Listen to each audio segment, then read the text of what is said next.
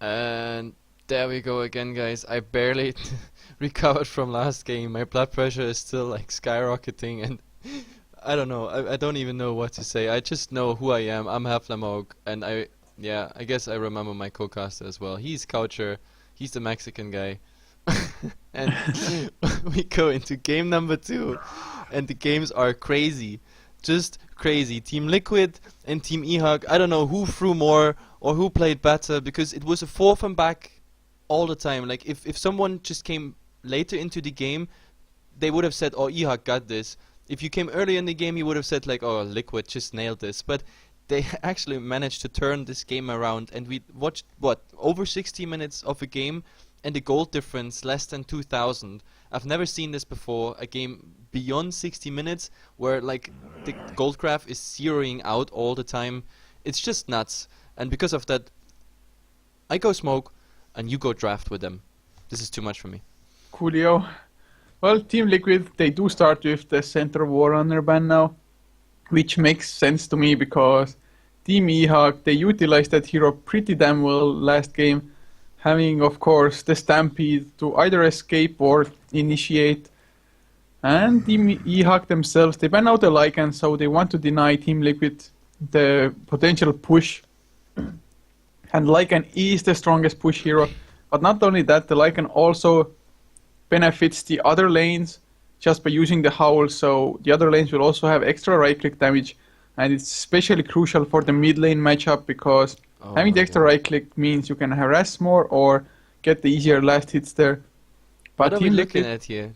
Do you see this? This is like, I mean, we saw just 4 bans, and 3 out of them are absolutely respect bans. Like, we have a list of standard, most picked and banned heroes, and the only thing that is actually on the list there is like the Batrider and the Lycan, but the Batrider on Team eHug's ban, this is just Bulba respect ban for sure, because, as I said it in the game already, Bulba's plays, Bulba's pickoffs with that 4-star of Mask of Madness BKB combination, dragging you from one half of the map to the other half, that was just insane and kept Liquid very long time in the game, almost turned it around, or gave them the advantage rather. On Team Liquid, like Descent and the Doom, this is respect ban 100%. 100%. well, the main common 6 bans that you talk about, they're for just weaklings. Real men go ban Doom.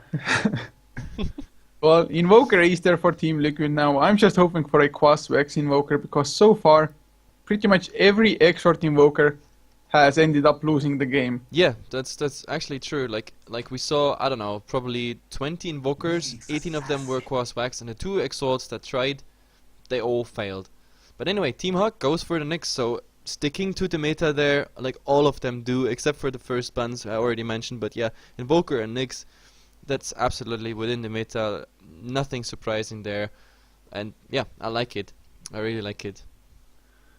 I just hope they're gonna get the Ancient Apparition together to go with it.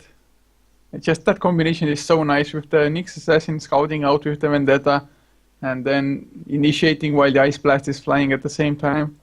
But then again, there is still maybe a Naga Siren. Even the Nature's Prophet could be picked up if they really wanted to. Yep, definitely. As well as the Visage actually is also in the pool still. Yep, Visage would be definitely an option here. But I don't know. Ember? They had the AA. Of course, the AA. I was missing Score! that. Yeah. Culture rules! I should go draft for eHug in the future.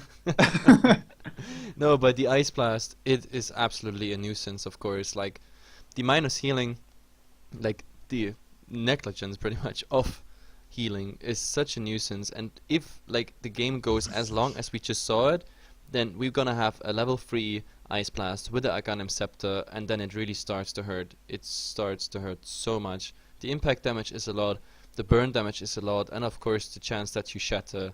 It's just crazy. Like, yeah, whenever we saw Ancient Apparition with the Aghanim Scepter and the level 3 in, it was barely that we saw this team losing. But yeah, Visage comes out on the other side for Team Liquid, and yeah, I like it. I really like it. Visage is overall early and mid game potential is really nice. Like, the only thing I didn't like that, yeah, last game, I don't know, I think they could have been more utilizing the say the familiars, like more spread out the stun, etc. Because when he dropped them like centrally and all at the same time, especially in the messy fights. But there's so much going on in those fights, it's hard to actually tell. Plus, of course, the damage was so high that like just one right click would have killed the familiar. So you gotta drop them and hope for the best. Yeah, and actually, one thing I haven't even thought about before is that the familiars, they're a really nice way to actually keep Nyx Assassin from escaping, because if his Spike Carapace is up, you can't damage him, but you just drop down the familiars one by one, and by the time the stuns end, the Spike Carapace will be gone and you can follow up with hero stuns and whatnot. Yep, definitely. And we see the second rotation of bans coming out. It is the Storm Spirit and the Tinker. Like last game already, they wanted to get rid of the Tinker, both teams, and now the Storm Spirit is taken out. It's pretty strong mid. The pushing power is gone with the Furion, and of course also the red potential. And what is the fourth one? For Team eHug, Huh. What? I mean, they have the mid lane already, so maybe just banning out some off laners like a Clockwork. It might be possible, but Shadow Shaman is the pick, so yeah, that fits the pushing. Yep, getting the style. pushing potential out. I would have also considered like all other sources of initiation, because like last game you saw what Team Liquid wanted to do. Team Liquid was pretty much just clumping S5, Boba going ahead and just doing the initiations and like banning something out that Boba could potentially play as initiation hero. Let's say, I don't know, a Clockwork for example. Anything like that. That would have also been a smart choice, I guess, but they didn't go for it. They fear the pushing potential rather than anything else. Oh, and eHug. eHug is going for the Shadow Fiend that we saw on Team Liquid's side before in game 1. Okay, that's interesting. Well, the Shadow Fiend did have pretty sick amounts of farm. He was the leading net worth hero for pretty much most of the game, I think. But then again, I think Liquid just played a little bit too calculated, too calmly. So, I mean, eHug, this hero definitely has the potential to blow things up with the raises, with the Requiem of Souls, and just pure right clicks if need be. And if they can get Ice Blast on multiple heroes, followed by the Requiem of Souls, oh god, I don't even want to think what's gonna happen to the enemy heroes with that. Yeah, it's a nasty combo. And again, both teams take quite a chunk of their extra time now the later the draft goes, and that shows that like Team Liquid is desperate here. They want to win because they just got pretty much owned by eHug. They thought they have the game under control. They played very disciplined. Boba making the game early, like getting the double kill and 2 additional kills there. Also, the other initiations he did were absolutely great. And it is a Bane. Okay. I guess having the Fiend script lockdown is always nice, and so far the Nyx Assassin stun is the only thing that could actually stop it. Of course, the Spike Carapace as well, if you want to Fiend script the Nyx Assassin himself, but that's not too likely most of the time. And does Team Liquid actually want to maybe pick up a Mirana after this now? I don't know. It's, to be honest, the draft is so far pretty messy in my opinion. It's because I don't see how the Bane works at the moment, except for the Fiend script, of course, but I always like when a Bane gets the synergy in the early game with something. May it be a Mirana or anything else that sets up a stun after the Nightmare. But what could it be? That's the question, because Team Liquid also has to pick a core, so one of the next 2 picks has to be a core and something else. Also, since they tend to go for longer games, like as we saw it in the last game, they also need something that might be able to go into a longer game, then transition into damage possibly. And so far, I mean, Visage and Bane is not really the candidates for it. We saw it on Team eHug. Faceless Void. Oh my god. Wow. It's a Faceless Void. Shadow Fiend, I like it. You remember the game where we casted a Faceless Void and the entire team was built around to just do damage into the chrono, like Witch Doctor, Ancient Apparition, what else was it, like something else ranged. And so far you, like in theory at least, you have Impale, Mana Burn, the Ice Blast, Shadow Fiend raises plus right clicks, and of course Faceless Void himself hitting into the chrono.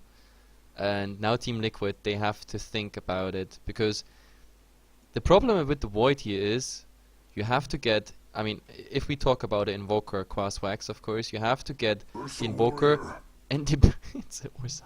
We have to get the Invoker and the Bane in the chrono, otherwise you will get interrupted, either by Fiend Script or by a Tornado, etc., etc., unless of course he goes for a BKB early or mid game.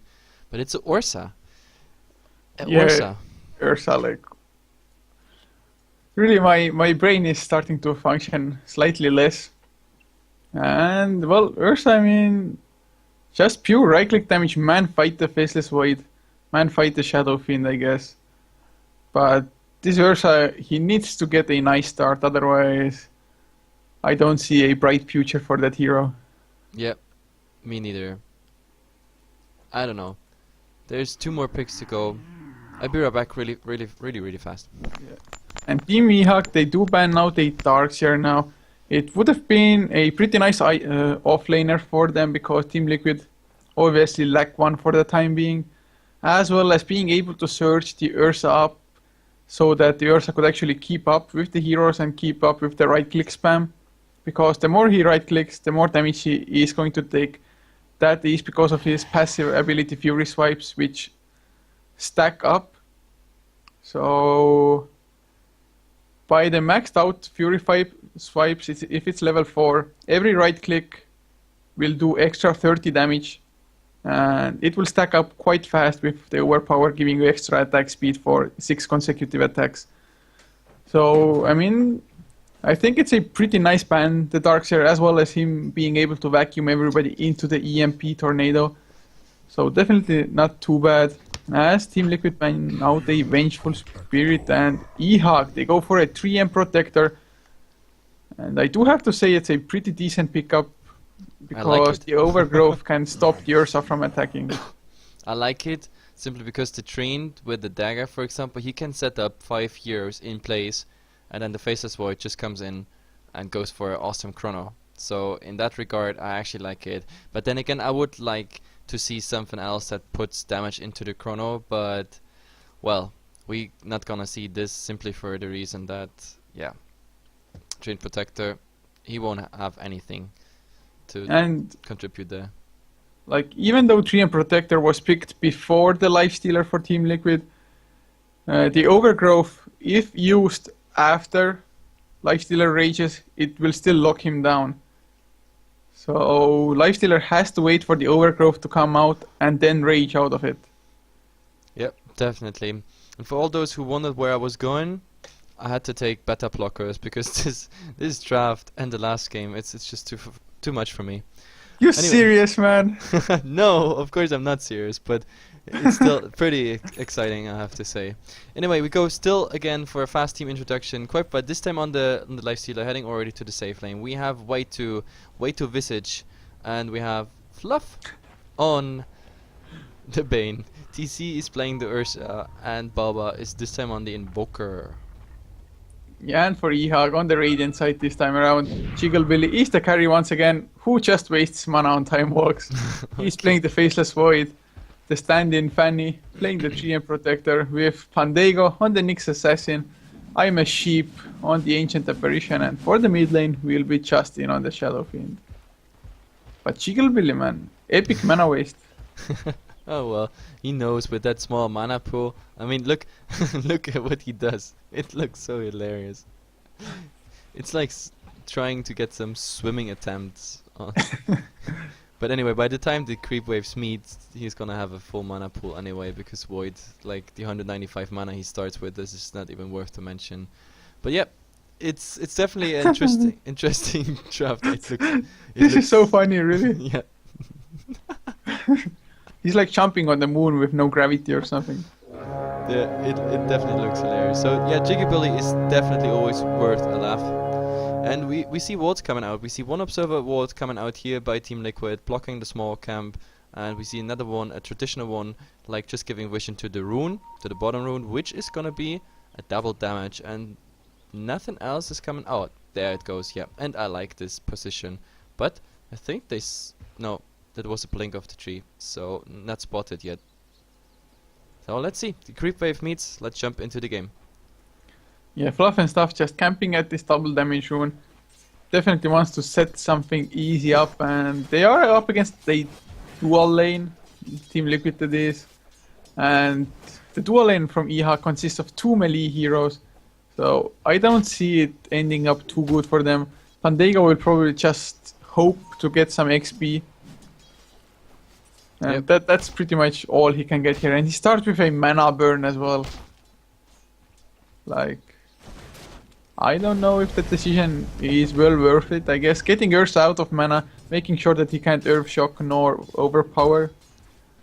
I guess it has some potential in it. And the dual lane top, actually Jigglebilly should have a decent enough time because Koikwa on the Lifestealer already has taken some pretty heavy harassment from I'm a Sheep, who uses Chilling Touch just to make sure the Lifestealer can't get too much done. Yep, the Chilling Touch level 1 is just, yeah, oh wow.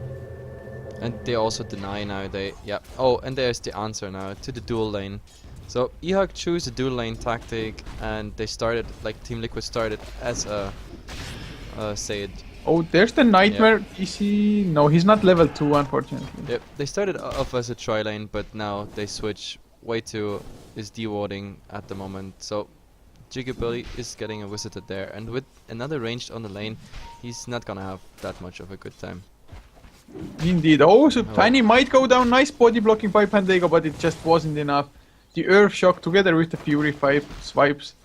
Too much for him to handle. Yeah, just too many stacks already. Like Ursa just hitting as a truck, even with just 1 point in it. So first blood goes to Liquid. Who had first blood last game? I think no, they had first blood on mid the Shadow Fiend. Yep. So eHug had it. Oh, look at that damage on to Koikwa. He's getting slowed down by the Time Walk as well. The Chilling Touch, plus of course 1 proc of Time Lock from Jigglebilly. Yep.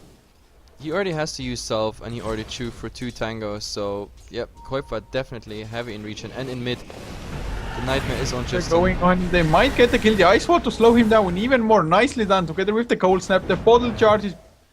Oh god, he almost survived there, but... Yeah. Say hello to a 62 base damage Bane. It hurts as much as the Invoker, and they both got the last right click off. So yeah, nice start there for Liquid this time. Yeah, definitely taking the upper hand already, and that's exactly what they need as well when they are running an Ursa.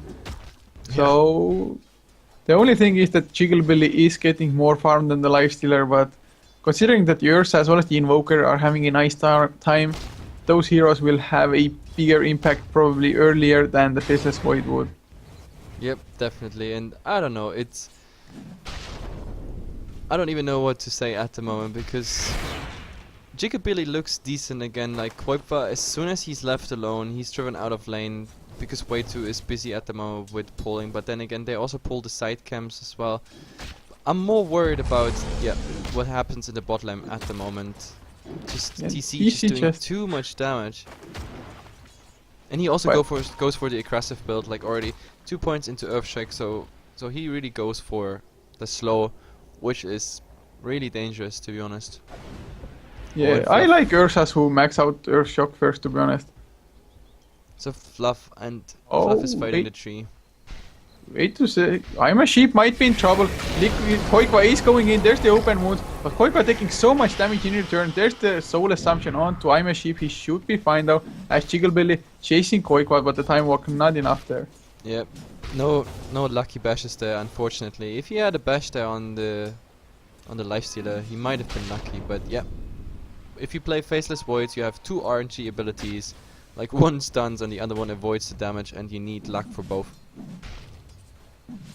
Yeah, it's Void is such a fun and they hero. open up Justice again. Gets so much damage just with the Cold Snap. By the way, I didn't even check it before. I saw the Forge Spirits, but I didn't think about it too much, but it's an Exort.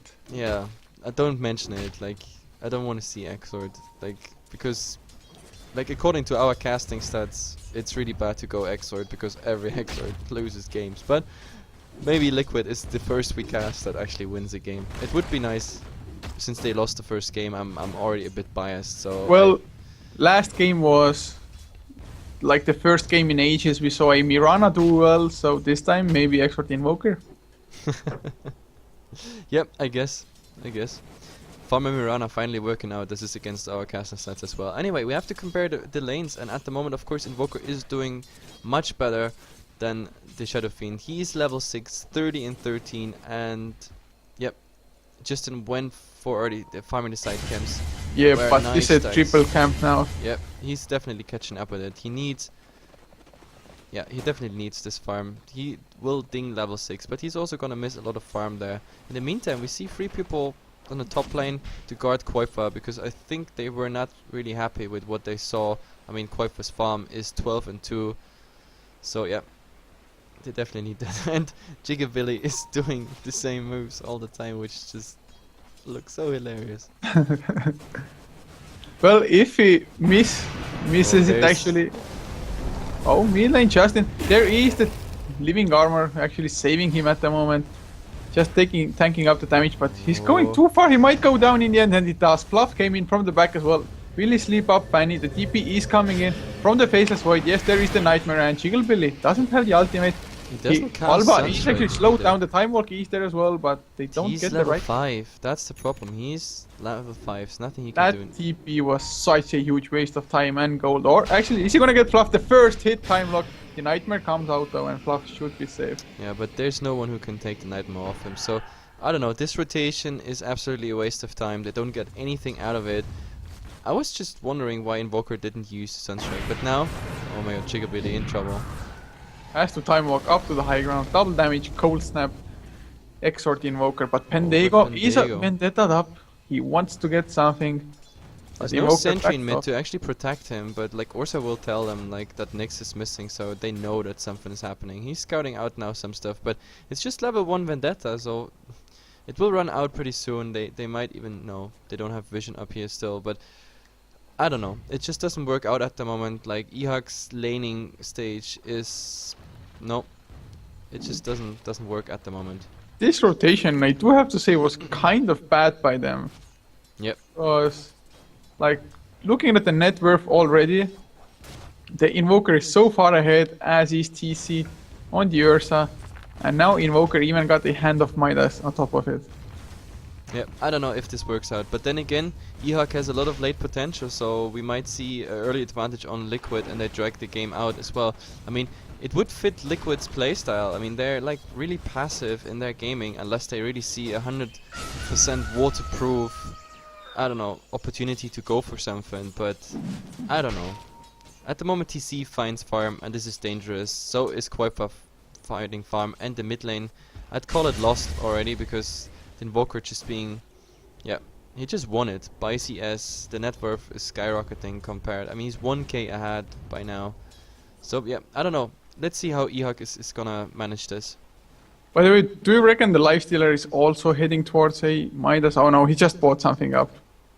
Oh, never mind, it is the hand of Midas recipe after all, so... Yeah, it is Midas Gaming, big time. And TC actually is gonna finish up the Vladimirs now as well. Yep, and with the Vladimirs, he can even go jungle when it gets too hot on the lane. So, not to mention, of course, that always the danger that he might go for a Roshan. So, that forces eHug to get control of the Rosh Pit vision. They need vision around here so that he can't smoke in. And even if he smokes in, then yeah, they have to somehow scout it out. This is really bad Oh. for eHug that they have There's a- zero vision and there's a smoke coming in. Fluff has Yep. the Fiend script just as Jigglebilly is going for a Hand of Midas of his own. He at least bought it up, but he won't be able to use it if he goes down now. There's the ward, the Fiend script goes out as well, TC charging in. There's the Sunstrike. Yep. And now we see what Team Liquid wanted to go for. This is the combo, like Fiend Script into Familiar Stun, into Sunstrike, and the Ursa doing damage on top. Like, this was such a safe kill, like it couldn't be more safe. Yeah, if they ever catch one hero, they have the perfect lineup to just rape that one guy completely. Yeah, in this regard, I guess the Exort Warfare works out. And of course, they try to capitalize on it. Like, he gets the minus armor from the Forged Spirit, and then of course, as soon as he got a couple stacks on Roshan, he can just easily kill it. He also got quite decent mana. The ultimate is still running, so this will be a very, very easy Roshan. Pendago is going in, but of course Ursa is on full HP pretty much after every hit that he got. Yeah. And they now guard him Alba now moving as well. in as well, just in But case. his Vendetta is running out. There's a What is double he man in doing? failed, the mana burn as well, but will he go down? The Sunstrike is there, the Gold Snap as well.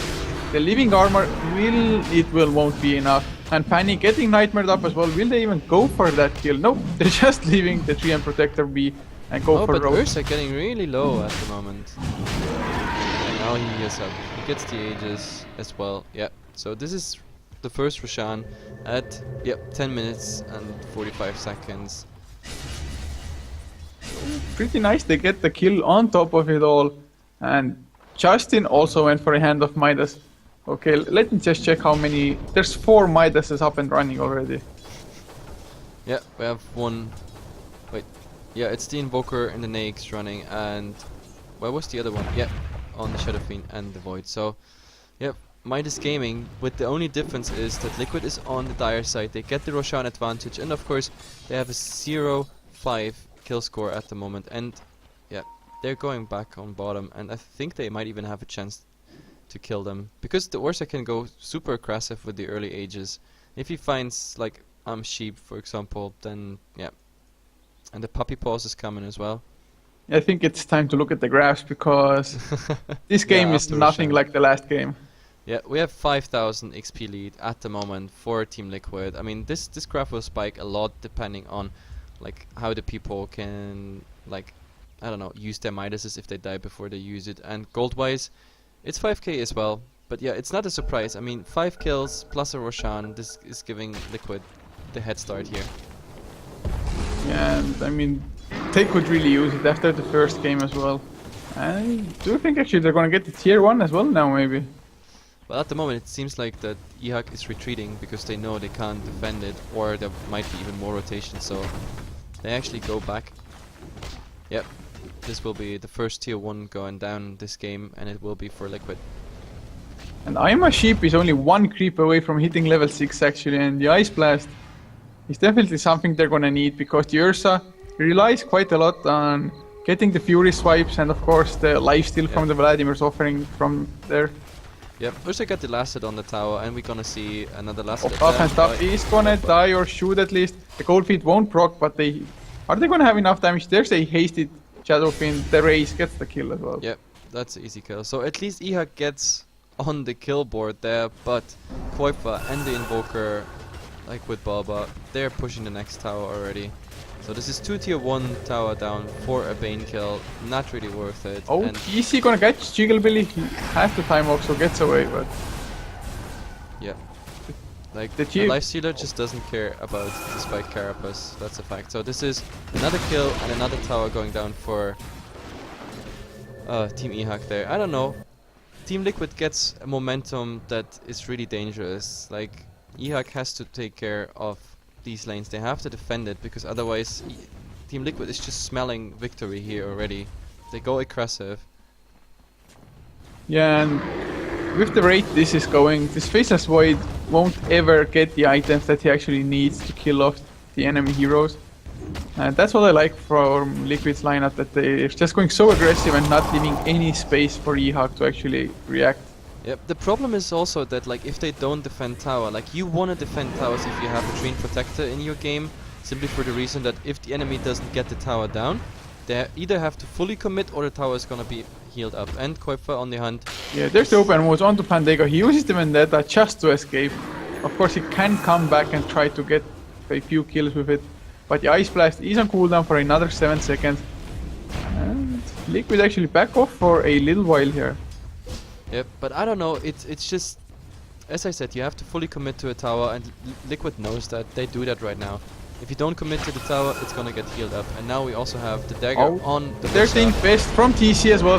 He's going on to Jigglebilly. He might go down. Will he get the ultimate out? No, he won't be. He just gets the kill. But TC dropping really low from the Ice Blast.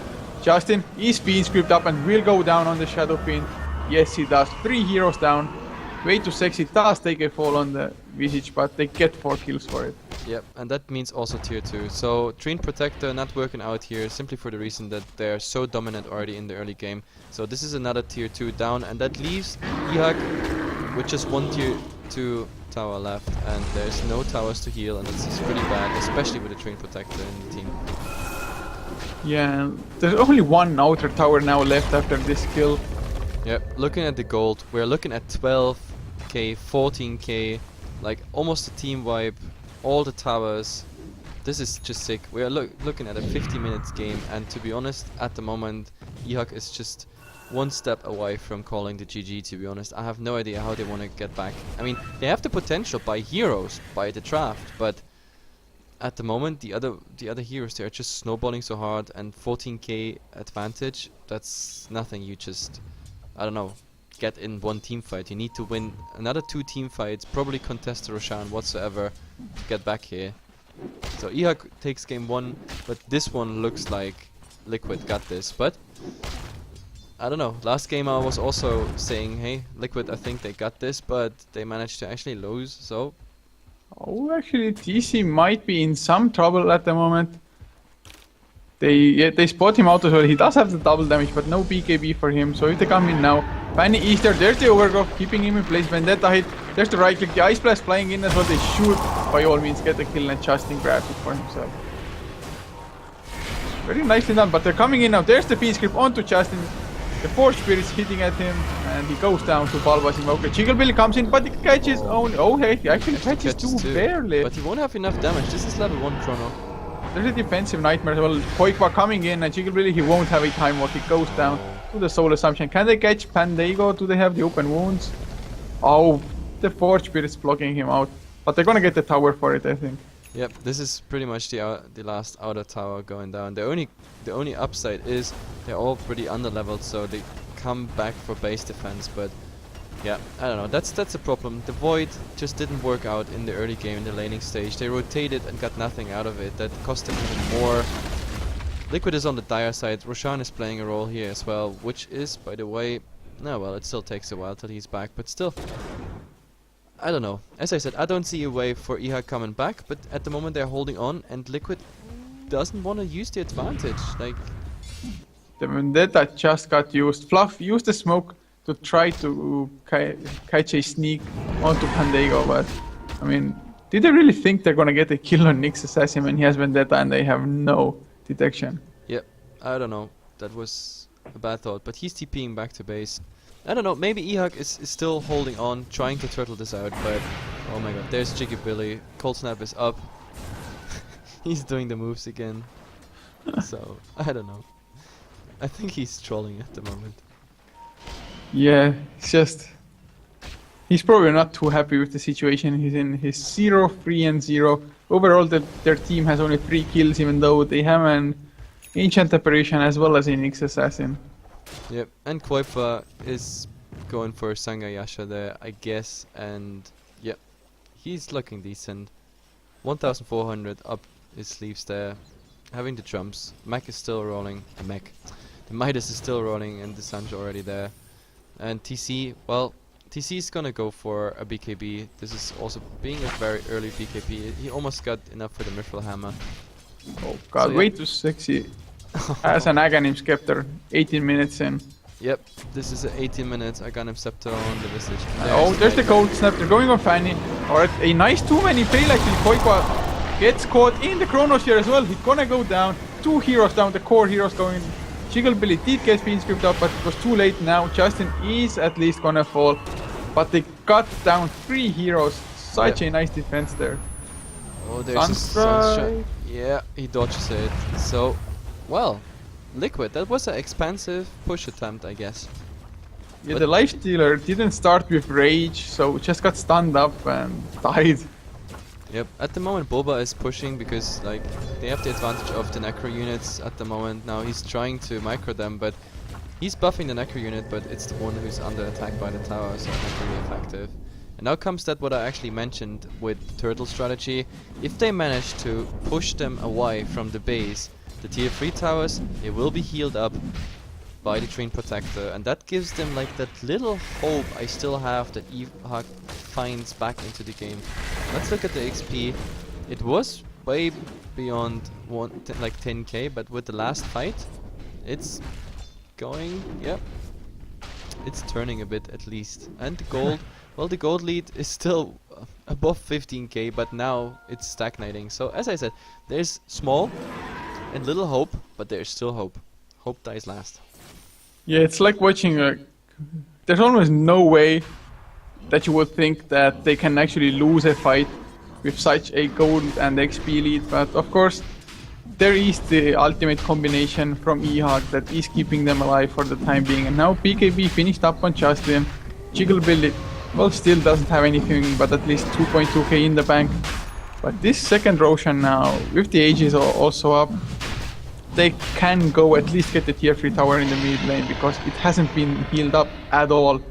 Fanny, I don't know if he's even not aware of the fact that he should be healing the tower. Like, yeah, and by the way, all the people that came for EG versus top 5, we won't be able to cast game number 1 because Liquid and eHug, they had like, what, 60 minutes battle in game 1, and now also game 2. I mean, at the moment it looks like this is gonna be a much shorter game, but still, like, we won't be able to cover game 1 because it's already starting there. So, yeah, I'm sorry guys, I deleted the stream now from JD. Let's see. By the way, what I'm really wondering is that he didn't heal up this tier 3 tower. Yeah, it's like That's really weird, strange. and this tower is gonna fall so fast now. Necro level 3, just the familiars, and I think they might get the Rax here as well. TC can easily jump in, there's the Infest in him as well, he has the Aegis. And I think he really wants to go. Yeah, Jiggy Billy is looking for a jump in. The Nags Ursa bomb is coming, but yeah. They're just gonna swap now. Oh, Jiggy Oh, there's the Fiend Creep on Jiggle Billy. They're gonna get the kill as well. Invoker gets it, and now slow on the Shadow Fiend. He uses the BKB. Easy blinks in as well. A nice overgrowth actually by Fanny. A nice 2-man Impale as well. They get 2 heroes, but one had the Aegis. The Requiem of Souls completely useless there, and TC now coming in. Overgrowth. There's the Ghost Scepter buying time for Justin, but he's gonna go down in the end. Stand up, few right clicks. And there's Go no down. They're gonna get buybacks. Pandego as well. There's Or no are buybacks. Yeah, they get Pandego as well. I think GG is about to get called. This will be early GG. Yeah, GG is called, and actually we might even have a chance now to go into the top 5 game. So we actually I'm have gonna to go try to get to the lobby. Yeah, so I will wrap it up, guys. This was brought to you by Heflatv, and as I said, maybe we have a chance to jump into the next game, but yeah, since these guys fought for so long, the second game goes to Liquid very convincingly with an amazing start, and let's see if we jump into the next game. 1-1 is the final result in this series. It's a 2-game series, so yeah, nice fights there. Too much for my blood pressure in game 1 actually, but yeah, let's see if we get the next one.